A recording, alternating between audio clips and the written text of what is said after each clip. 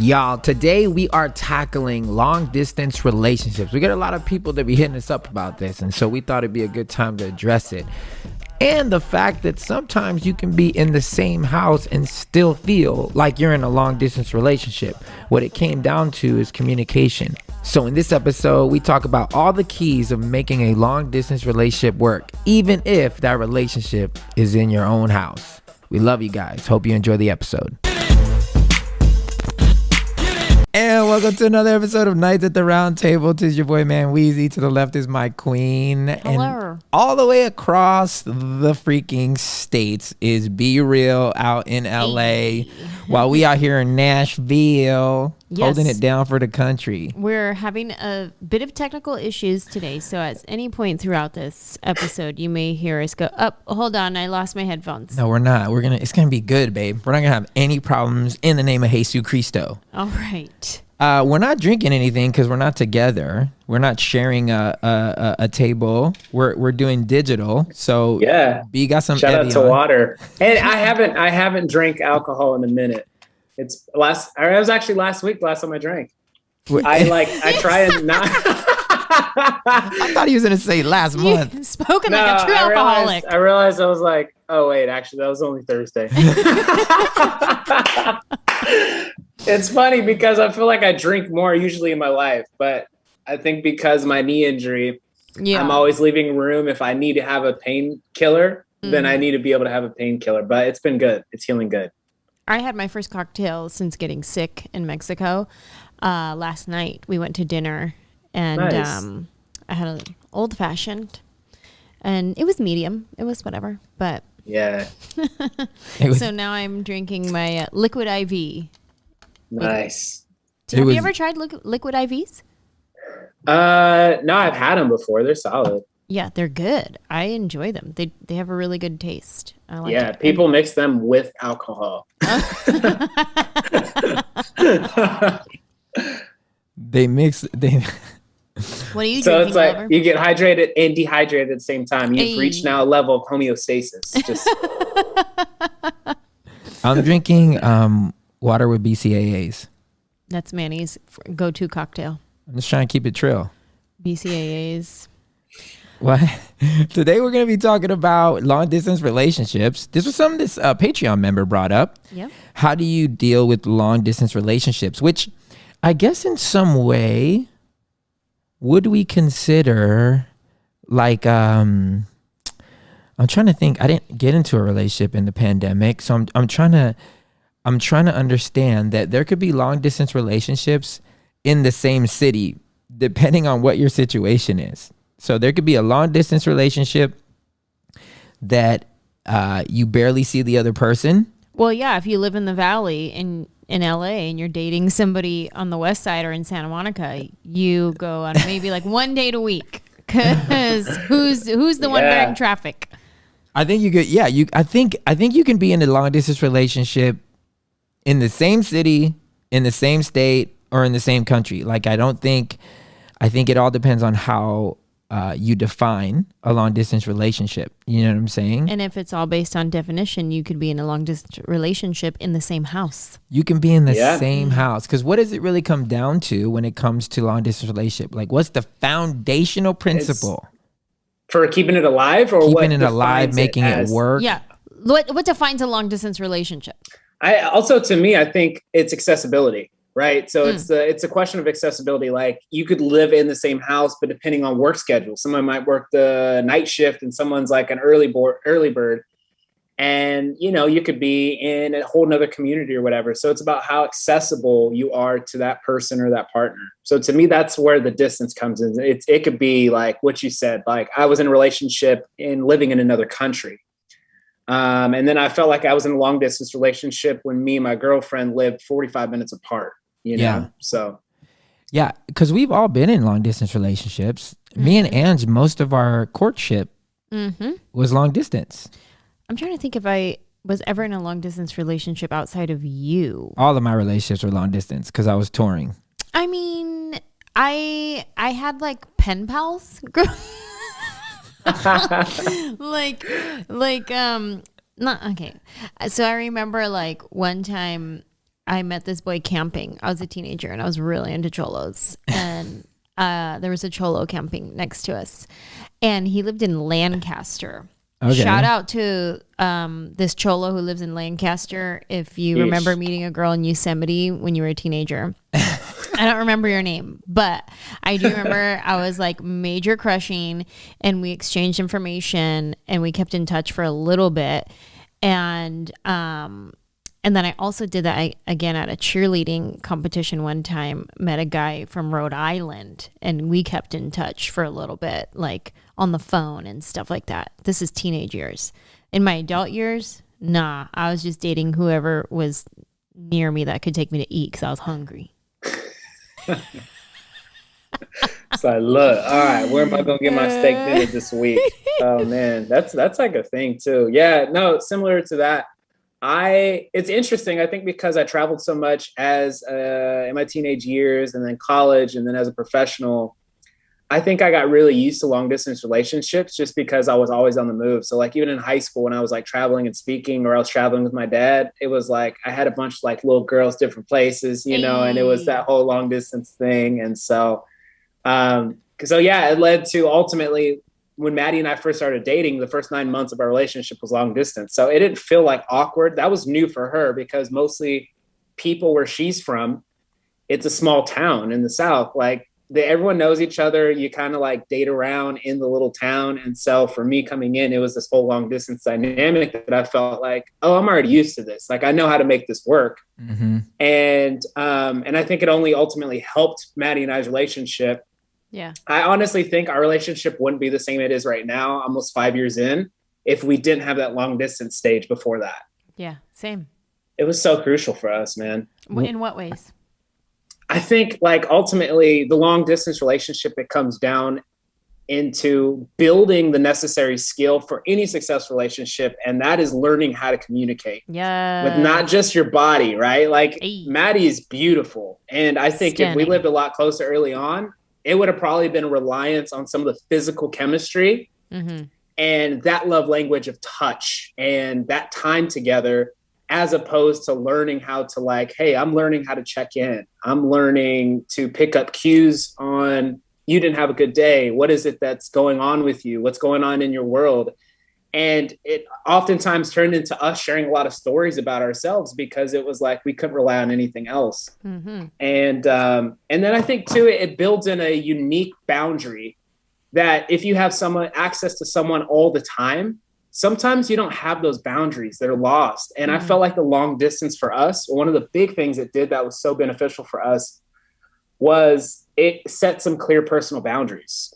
So like she's obviously thousands of miles away in Alabama. I'm near San Francisco in the Bay Area. And so we're in a relationship together. And so it's understanding like, hey, these are kind of some things that if we're going to do this, this is what needs to happen. Right. So like, obviously we're exclusive. We're here together, you know, like kind of going out and all this other stuff, you know, so it set some boundaries, I think, for us. And we really learned how to communicate. So by the time that she actually moved out west, it felt like, oh, we already have this beautiful foundation for us to now just like build on top of. Mm-hmm. And it felt like it gave our relationship momentum, even though at the time, the long distance didn't feel like that. It felt like, oh, this sucks. I can't see you for another 20 something days, you know? Mm-hmm. So yeah. Cause what is it about the long distance relationship? It is the fact that I think the frustrated parts of you are more the physical parts, the parts that would probably mess you up. Mm-hmm. Right. For sure. If you guys were in the same place. Yeah. I know for us, that's all we did was talk. We just got to build and getting together, like it was cool. But how long? What? So like we were talking from August. No, we went really fast. August, September, October, November, December, and I moved to LA in January. Right. So in the beginning, the first couple months, we were on Skype calls. This is before FaceTime, so we were on Skype calls, and I remember it being an opportunity to ask each other a lot of questions and really get to know each other because we weren't pausing to make out or anything. We were literally just getting to know each other. And I remember meeting your bandmates and your friends on the Skype calls and things like that. I'm very grateful that we started as a long distance relationship, because it did take out the physical aspect that, you're right, would get in the way. Or growing up Christian, it would be one of those things that would allow shame to enter into the relationship, where then you start doing things that you think you're honoring God, like, oh, we have to break up because we crossed boundaries, and that would make God happy if we break up now. Like stupid things like that. When no, you don't need to break up just because y'all bumped and grind, because you gene jammed, because you had sex, like whatever. Like, I feel like it took out those opportunities as well for us to self-sabotage our relationship. Yeah. No, I would agree with that. But what do you think then? Because you used to do that, right, Liver? What? Gene jam? Well, when you would feel guilty after gene jamming. Yeah. I always would beat myself up. I'd feel so like whack. I'd be like, dang it, man. I'm so bad. And I would always break up with people thinking that, God is not honored anymore. I'm out. so many. But babe, if I didn't do that, I would have never found you. Right, Liver. So then would you think then, look, I agree with the fact that not allowing physicality play a part. So then we'd say to those who are dating now that are not long distance, would it be beneficial or healthy for them to treat the relationship a little bit balanced like a long distance? Meaning, like, don't spend all the time together. Like, maybe give yourself some space. Maybe make it more a conversational. Yeah. Do you know what I'm saying? Like, if you're dating, and that's, to me, that's such a huge point, because in the long distance relationship, Maddie and I still had our lives. Yeah. And so it's like, during those 9 months, I'm still hanging out with my friends. Like, we're still going, we're having a good time and stuff, but it's like, now they know I'm in a relationship, but I'm still going through the growth process myself. Yeah. Mm-hmm. And that's different, because when you're really close to somebody, and like, me growing as a person now looks vastly different than when I was in a long distance relationship with Maddie. Right. Because I see her every day. We're talking, we're going out, all those sorts of things. So it gave us the unique process for me to grow in a unique way in a personal sense, but then also for us to grow together with all that dynamic of us being in a relationship. So it was beautiful, because it was like, I still had some growing up to do. Yeah. And that, in the setting of long distance, it was awesome, because it provided me that space, Yeah. I think the one thing that long distance cannot provide, which I still am a major proponent of, is your first big disagreement argument. Yeah. I mean, you can. You can. What would be the things that you would, did we ever argue? I mean, let's just use, and when we were talking, I don't remember a single. Now. When I'm on the road. But that's what I'm trying to say. Like, the things that we argue about now more so is when we're around each other, we annoy each other. There's little things that we do when we're living together that's like, oh my gosh, like those are if people in relationships know, like those are the things that kind of start arguments. But when you're apart from each other and you're long distancing, then you kind of, it's very romantic. You're always frustrated because you haven't had enough of that person. You haven't. But it's that frustration that can also lead to arguments. So we've been in arguments away from each other because you're not aware of it, but you are frustrated because you're not with your partner. You're out of your comfort zone or whatever. But so yeah, it's really easy to get in arguments in long distance just because you're in a state of frustration. And then if you don't know how to not take it out on that person, or maybe you didn't think you were taking it out on that person, but you got a little snappy with them because you're in a state of frustration, and then that person gets more offended than you thought they would get, and now you're in an argument. Yeah. Very easy. I guess I just can't recollect any of our arguments. Oh, I remember all of them. Just kidding. Just kidding, Lover. No, I think that is a really interesting thing that you bring up about having your first really big argument. There will be arguments. If you're in a relationship right now and you've been in it for a while and you guys have not had a disagreement or an argument, that's not a good sign, actually. Like you will one day, so you might as well practice it now and see how that person communicates in an argument, how they react to what you're doing in an argument, and see what happens in that. Because you never know what happens when you scrape off that little scab and what's underneath. Oh my God, yeah. There's people that I know that they completely became someone different once they disagreed with you. Once you ended up on their bad side, quote unquote. Yeah. That's one of the, like, going into relationship, that's one of the tiniest things on most people's radar is conflict resolution. Mm-hmm. But when you're in a relationship, that's one of the biggest things. You know what I'm saying? So it's like understanding how this person or your partner deals with conflict, you know, and then understanding too, like a lot of that are tools they've been giving from their parents or whoever was over them, or the main relationships that they saw growing up. You know what I'm saying? So that's something Maddie and I really had to work through, because when we were dating, we didn't really, I mean, you don't get to see some of those like tiny details you do when you're close, or you're like, you know, spending a lot of time with them. Just because when you're in a long distance relationship, when you're communicating, you're not necessarily giving like detail by detail. You know, it's not like, okay, so then I went to the coffee shop and I ordered my, you know, it's like, oh, you'll never believe what happened today. You know, hence story comes. So once we finally got an apartment together, when she moved to the Bay, she was living there first. And that's when some things of the wedding were coming up and we're kind of planning different things. And then that's when like the first like little arguments happen, and you're like, oh, I haven't seen this side. This is new. But because I think we had spent the last 9 months of like building this base that was like trust and love, mutual respect, and hearing each other's point of view, it felt like we had a little bit of better train tracks to like manage this argument or this disagreement on, is what I felt like. That's good. I didn't have no good train tracks. I was off the rails. Yeah, I was all the way off the rails. Manny definitely had a lot of patience with me and helped me to help me help you is what my life was.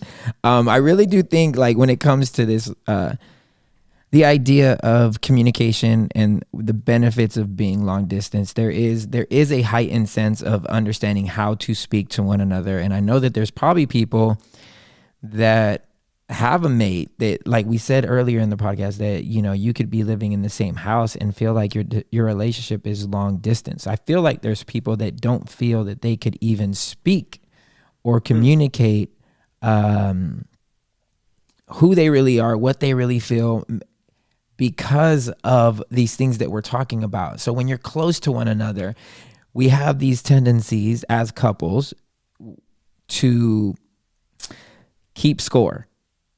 You know what I'm saying? Whenever somebody's keeping score against you, you never want to give them an upper hand or let them know that you were wrong, because you're afraid that that person is going to then throw that in your face. So I see a lot of relationships that are together that struggle with communication. Now, obviously, when it's a long distance thing, it's a little bit different, because I still feel, again, I feel like the long distance thing is more of a romance. It's like, I can't wait to see you. Let's fill each other in on our day. Let's make it like, I miss you. I can't wait. It feels like it's more romantic. Then when you're together, you're building this thing day by day, seeing each other. You're able to get annoyed. You're able to get frustrated. You do cause scars. And in those scars, people start tallying right or wrong. And I think one of the biggest things that breaks communication or being able to fully be honest with one another is that fear that the other person is going to hold it against you some way, somehow, at some point. You know what I'm saying? Mm-hmm. Yeah, I don't want that to happen to me. I feel like I do that sometimes, both. Like, I don't want you to keep score, and then also I keep score. Listen, guys, I'm a work in progress. Okay. I mean, because I've come a long way. Look, because at the end of the day, what we're talking about is communication, right? Communication is the main thing that builds, whether it's long distance or whether you're close, whether you're in the same house. So to me, because the question was, how do you make a long distance relationship work? Which really what they're asking is, how do you learn to communicate with the person that you care about and allow them in on who you are and get to know the real you, whether you're 2 miles away or whether you're 200 miles away. Yeah. Because I don't think the distance deters or is really the biggest factor on how well you can communicate who you are. So I think number one, you have to be 1000% honest with who you are and not try to become who the you think the other person wants you to be, which we see this a lot. We have friends that do this. Like, or you may have friends that do this if you're listening. You have friends that, depending on who they're with, they kind of change into a different person. They become someone different as opposed to bringing themselves to the table. Like, this is who I am, my likes, my dislikes. Not that you're like stuck on it, but you know who you are and you're honest with that other person when you communicate, this is what's important to me. Right. Does that make sense? Like when we went on our first official date as boyfriend and girlfriend, you went to a Mexican restaurant and you did not inform me that you actually do not like Mexican food. It's not that I dislike Mexican food. I like Mexican food. It just doesn't like me. My body doesn't handle it well. I had no idea that for the next 7 years, we would not be able to go eat Mexican food ever again. Oh my God, babe. All we do is go eat Mexican food. Anytime you're with your family, we don't not eat it. We eat it, and I just 7 years don't eat until you finally started opening up to Mexican food again. No. It was I'm saying it was a little bit of your being who I wanted you to be. So that's number one. Make sure you bring yourself to the table. Yeah. Right? Yeah. I mean, I don't remember. Don't be a yes man. I was kind of 100 with you, like when we met.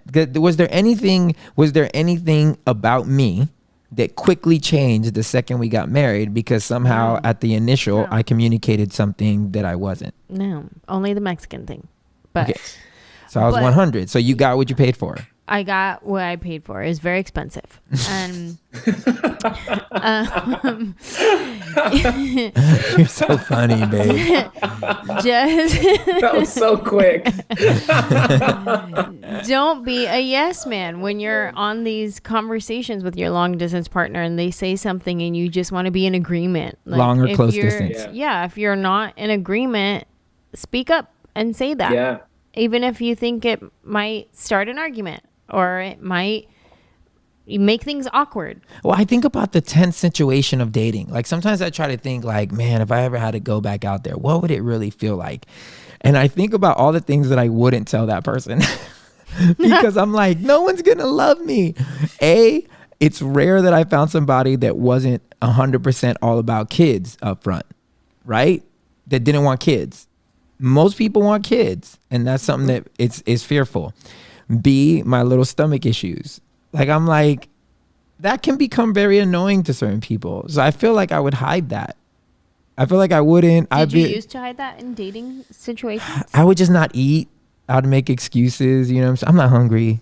And this is not being upfront. This is me not being, but that's small. Like, is somebody really going to get upset? Man, I married this guy and he has stomach issues. God, I would have never married him if I would have knew that he has a weak stomach. Like, I wish I would have known. Just kidding. Hey, why you sound like you want to get rid of me right now? No way, never. That is it. So anyways, that's number one. Who has the number two? What's the second? Go. Intimacy. Define it. So, when we first got married, we've talked about this before, but it applies to the situation. We first got married. We got back from our honeymoon and we immediately went on tour. I went this way, he went that way. And for the next few months, we were back to long distance relationship again because we were apart from each other. And we would check in after our shows and we would be like, hey, how's your show? Good. How was yours? Good. I'm tired. Me too. Okay, I'll call you tomorrow. Bye. Every day. That was our phone call. And then I would try to be like, do something different. Like, okay, well, did like anybody say anything funny today? Like, was there a funny joke? Can you tell it to me? Like, I want to be a part of your life. And then he'd be like, nah, babe, we should talk about the same things every show, same day. Yeah. Same thing. Nothing new happened. So I was like trying my hardest to be a part of his life, but we didn't know how. We didn't know how to be a part of each other's lives while being apart. Then we went to see a therapist who gave us the best advice that we still use today. A couple of things, but the number one thing is how to cultivate intimacy while being apart from each other. And that is to ask the question to your partner, what is one thing that you thought in your mind that you wouldn't have said out loud or you wouldn't have told me about unless I asked you? That allows the person to see into you, into your mind, into your thoughts, the things that only you know about. So now you're inviting them in, see into me, intimacy, right? And you're inviting them into a layer that's vulnerable. And now you're up for a topic of discussion that you typically wouldn't have talked about. And maybe it's something like, oh, today I got really insecure when I saw blah, blah, blah. And then now there's a talking point. And now you are just vulnerable about an insecure thought that you had that you wouldn't have shared. And that's a scary question though, because anytime you ask it, you assume the worst. Like you assume like, tell me something that you weren't going to tell me, but it happened. Like it's in your head. And this is an intimacy exercise. Yeah, so it was tough. Cause but at the beginning, some of ours was, remember, we'd be like, I told her once, I was like, babe, I came into this venue and I was still looking for my wife. Like I was still scanning the audience. Because we were fresh. That's normal. We didn't even know each other for a year and we were already married. Married in 9 months. I was like, I'm still going into these venues, scanning, seeing if my wife's here, trying to see if there's like possibilities in this audience. And I was still looking at hot guys at the airport being like, where's he going? Yeah. It was so funny. What's that? What's in Tampa? But it was so understandable. We were like, yo, we're so fresh. We've been like married for a month, known each other for 10 months. Yeah. But we've been single for years. So it was very, very hard habits to kick. Yeah. Wow. But that intimacy is probably my number one for long distance. Which what you're saying is save a part of yourself at the end of the night. That was what the person said. Save a part of yourself. Don't give all your emotional energy, your communicative energy away to everyone, because we're both performers, we're both entertainers, so we're in long lines with fans that all want to talk, that all want to say something, and we're on stage giving our all. And the last thing you want to do is when you get off stage is talk some more. And that's how I felt. Like every time I get off stage and I do an hour performance, then I got an hour afterwards to talk to fans. The last thing I want to do is recollect stuff. Like I just want to not do anything. Yeah. That was tough for me. It was tough for you. That's a really good advice. That's wow. I want to take that my marriage now. That's really good. It's good to do now. Like even if you're not long distance, like something during your day, remember it. Like, okay. And then at the end of every day, you ask yourselves, what's something that you weren't going to tell me? Yeah. Even if you live with each other, you sleep in the same bed, but sometimes you get into habit and you get into, we wake up, we have coffee. I take a shower, she goes to work, blah, blah, blah, blah, da, da, da. Then she gets home, we eat dinner, we laugh, we look at funny memes, we watch a new movie that came out on Netflix, and yay, we go to bed. You know what I mean? It's the same thing over and over. But even this exercise is a good tool for all relationships that want to grow in intimacy or need a little like refresher or a shake up or a breath of fresh air and be like, hey, what is something you thought today that you wouldn't have told me unless I asked you? Try it. Yeah. And then tell us what she says. Just kidding. Just kidding. It'll take Maddie a second to like try and think something through. I would say number 3, one of the big things that we did was we found creative ways to stay connected. And so in a long distance relationship, the big thing is obviously you're using technology. So whether it was FaceTime, whether it was text messages, or whether it was phone calls, those are the, your main ways that you're staying connected. So the things that Maddie and I tried to do was, one, we would send handwritten notes to each other. So that was like a huge part of our relationship. We still have all of them saved up from when we were dating. And it was awesome because it's like, you get these handwritten letters that you don't know when they're going to come. And it's this awesome surprise that makes you feel like seen and thought about, Mm-hmm. And then the other thing we did was whenever we would go on trips, whatever city we were in, we would try and find something that made us think of the other person. And it could be like a little trinket. It could be something big, like a pair of shoes. Maddie did that for me. She bought me these hella nice sneakers. And I was like, oh, I'm going to marry this girl. Quickest way to my heart. And so then we would send those things to each other. And of course, flowers and stuff like that. And then one of the other creative ways was obviously just going there to each other's city, like flying and making the trip, So It was a really cool exercise because it constantly had both of us on our feet of like, hey, what are new ways that we can use just outside of this phone to feel connected to the other person?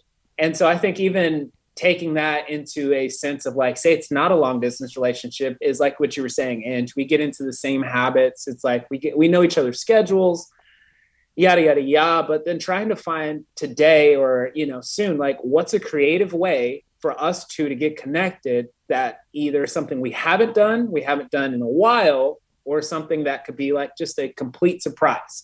So like there's this cool app that gives you date ideas, So just stuff like that, like creative ways, like there's a ton of them here in LA. And what they literally do is they'll send you a text message with instructions for like this mystery date. Cute. So it's super cool. So wait, what app is that? Yeah, send us I'll send you guys. I forgot the name of it. Is it only for LA? I'm sure they have it in other major cities. I'm aware of the one just down here.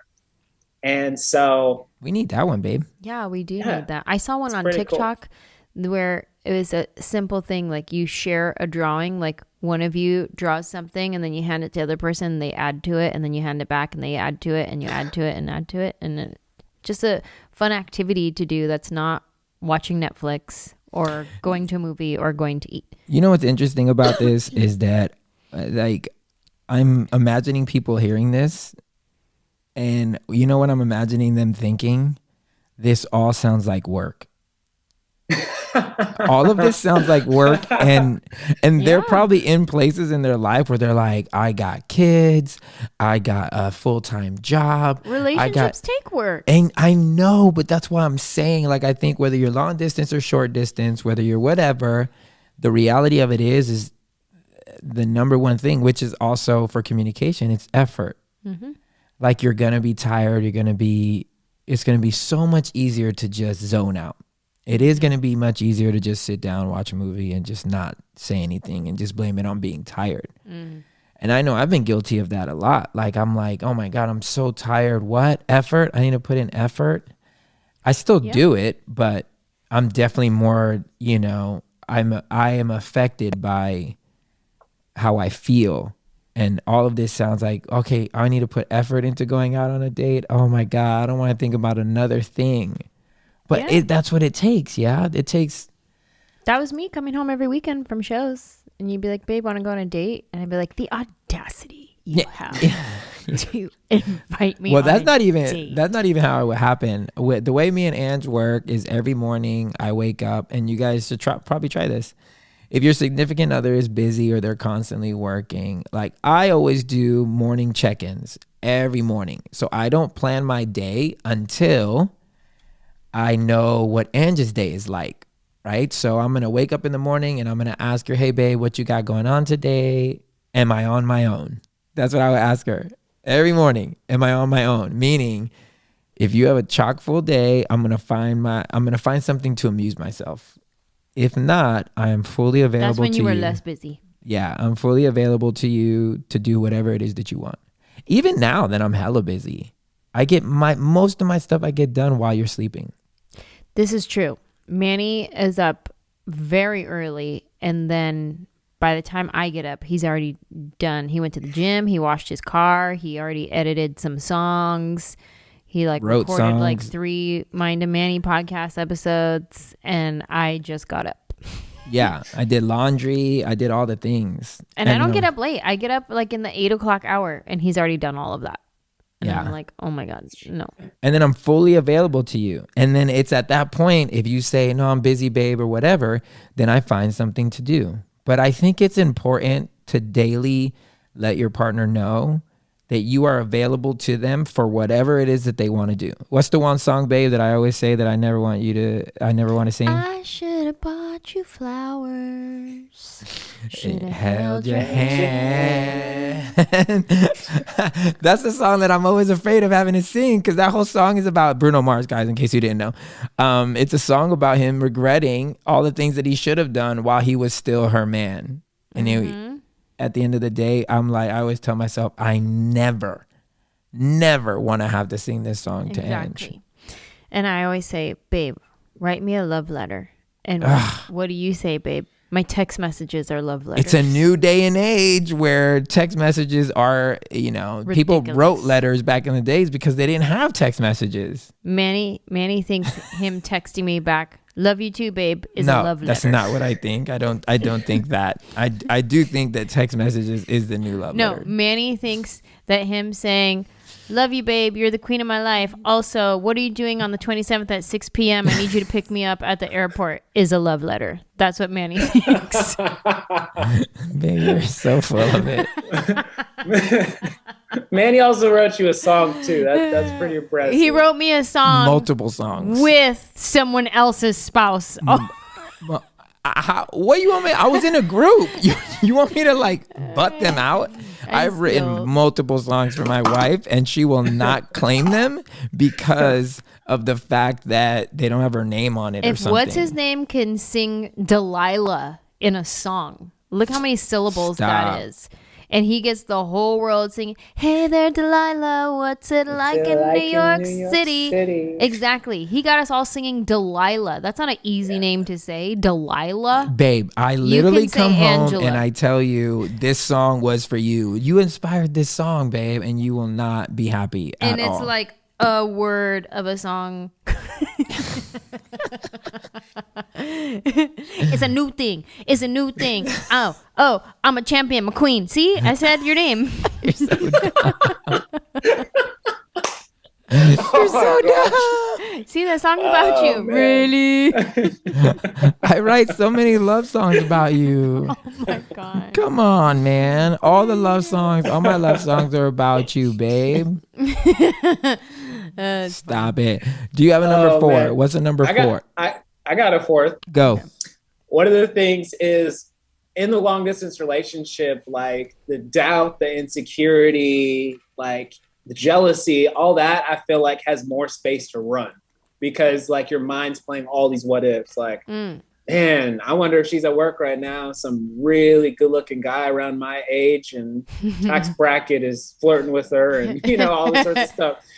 And so I think one of the things that we got in the habit of was like reminding each other frequently what we love about each other and what we love about our relationship. And so I felt like it was like this constant reminder of like, it just, that space where you feel like those doubts and those insecurities can run, all of a sudden just got really like, hey, I want to let you know, like, I adore you. I love you so much. I think you're like, all those sorts of things. And so Maddie and I were constantly telling each other that. And so it kind of became habit. And so now it's like on a daily basis, all those things. And I'm much more the romantic in our relationship, like for sure. I'm much more the vocal, all that. And so it's a little bit easier for me sometimes than it is for Maddie, but Maddie has gotten a lot better at it. And I felt like that habit that we got, it kind of became the on-ramp for her to start to do that more frequently. Why do you think it was hard for her? Just because she's not as,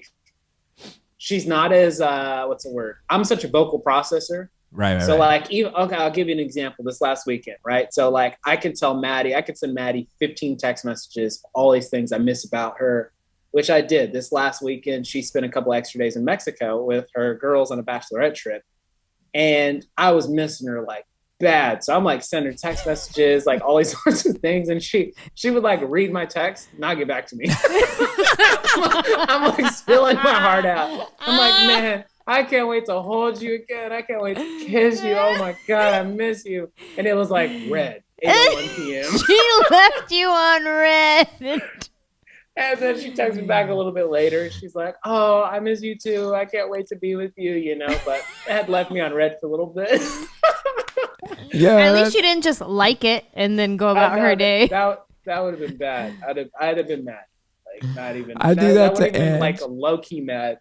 I do that to Ange all the time. She'll be texting me while I'm like in the middle of some like busy, and I'm just like, I don't need this right now. I love you too. Mm-hmm. I'm so appreciative. Words, that's my love language. Words of affirmation. So I'm very into communicating that. I'll text Manny all day long when I think about him or whatever it is. And I'm so independent that I'm just like very much like I just kind of like, she'll be like, you miss me? And I know I do. I obviously, life is better with her around. But I also really like my own time. That's not what I say. What I say? What? Do you even care about me? Do you even think about me? Do you even miss me? Oh, man. You know what's so interesting is that used to be one of my main love languages. And it's changed now that Maddie and I have been in a relationship. Like, my big thing now is touch and quality time. Touch has always been my thing. Quality time never was. But then it's funny because that's not her natural thing.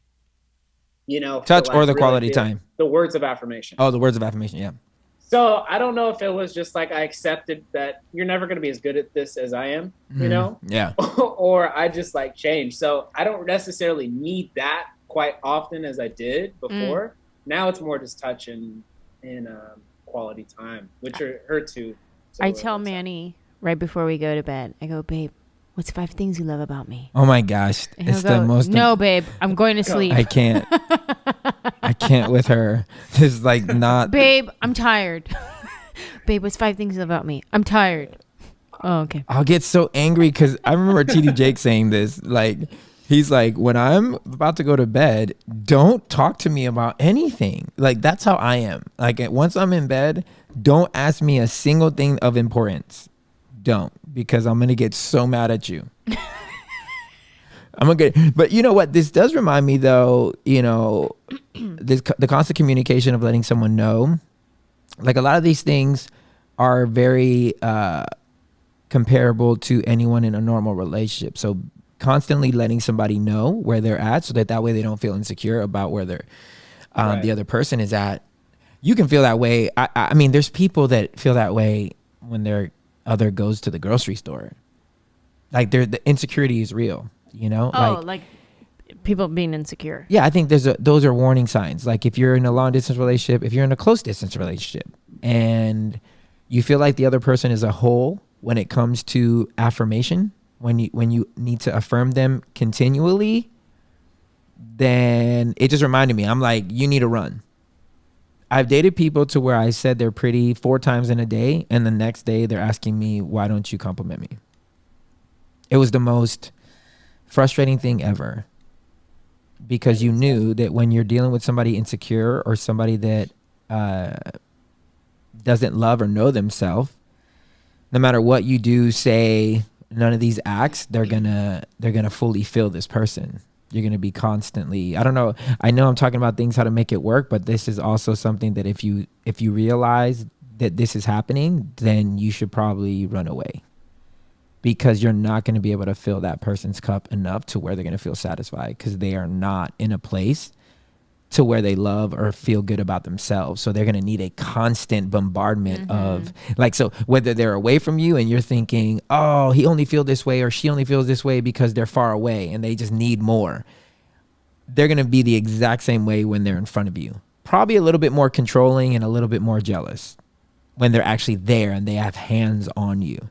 So if you do like deal with that now, run away. That's all I'm saying. Run away, because it's gonna be a situation. I think that's one of my pet peeves. I don't do well with insecurity. I don't get super insecure with you, do I? No. You make me laugh every time you say stuff like, do you even love me? But I do that silly on purpose. Yeah. I do it in that whiny voice, but not because I actually don't think that my husband doesn't love me. That's my way of saying, tell me you love me. Going, do you even care about me? Yeah, I always laugh at you. I think it's freaking hilarious. And at the same time, no, I don't. And I don't ever feel like I need it in return. Like, I like it when you go do your thing. Like, it makes me feel awesome. So when you were away for like the last 2 weeks doing your thing, I didn't feel no insecurities. I didn't feel no certain ways. You were living your best life. I was just chilling, man.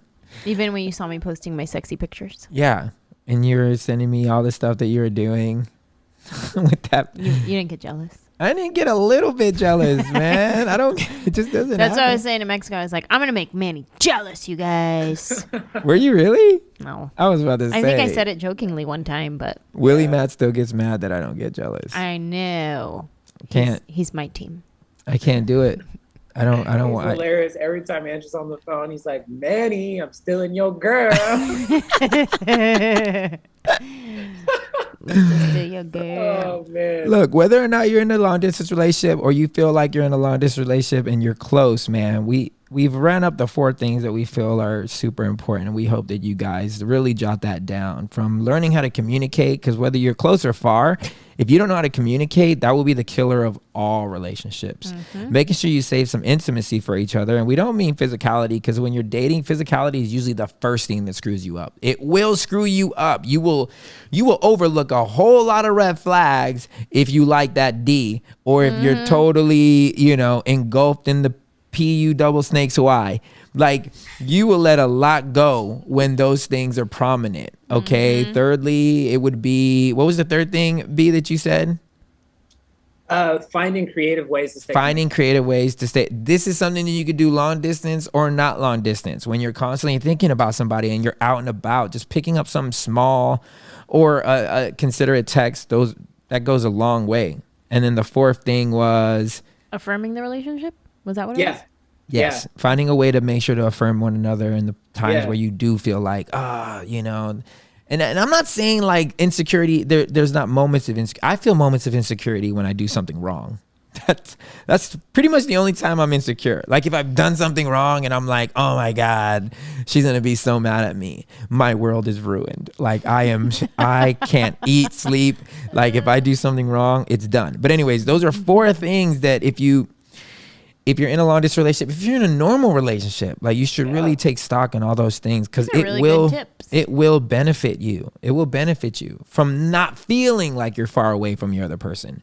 Yeah. Because again, you could be close and feel so far away if these things aren't on lock. If you don't feel secure in the relationship, if you're not doing little things, and it's gonna take work. It's gonna take effort. I'm sorry. Effort. Yeah. It's gonna take effort. It's very difficult. 11 years in. And it's like effort. We're not 11 years in. We are too. We just celebrated 10 in June. So we're like 10 in 3 months, 10 in 4 months. We only celebrated 10? Yeah. Dang, babe. We wow, going. That's big. It's still a long time. Big. It's still a long time, 10. Well, we're going on 11. Congratulations. Decade down. Let's go. It doesn't Put even in feel that like it. effort, y'all. So you don't want to be the one singing the song. I should have bought you flowers and held your hand. Gave you all my hours when I had the chance. Take you to every party, 'cause all you wanted to do was dance. But now my baby's dancing, but she's dancing with another man. What's his name?